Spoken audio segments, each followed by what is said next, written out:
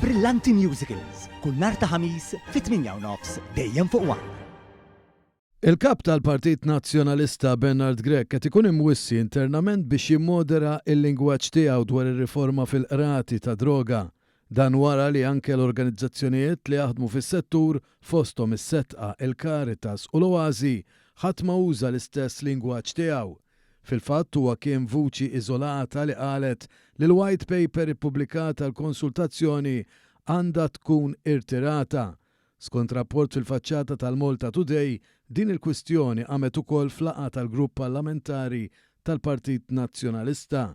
Dan hekk kif internament kien hemm rabja li Gregg kienet jibni argument fuq xi ħaġa li mhix minnha f'diskussjoni daqstant sensittiva. Fil-fatt it-talba tiegħu biex tkun irtirata l-white paper ġiet deskritta bħala waħda drakonjana. L-istess sorsi qalet il-Malta Today tkellmu dwar kif il-Kamra tal-Avukati ukoll laqet ir-riforma u fejn hemmnet li għandu jkun hemm bidla użat stil differenti. Dan meta kulħadd jaf li l-President tal-Kamra Peter Fenech u daqstant qrib il-Partit Nazzjonalista. Dan ma kienx l-uniku rapport li wera kif Bernard Gregg kienet jikdeb dwar is-suġġett.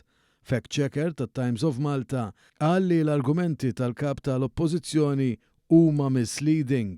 Anke l-avukat Franco De Bono wera kif legalment dak li qal il-kap tal-Oppożizzjoni ma jagħmel sens. Bir-riforma proposta mill-Gvern mhux se jinbidel xejn minn kif huma stmati traffikanti ta' droga bl-ola pena tibqa' omor il-ħabs. Fil-waqt li fejn il-qorti tara li hemm vittma ta' droga tkun aktar flessibbli biex tajnu jiġi riabilitat mill-vizzju.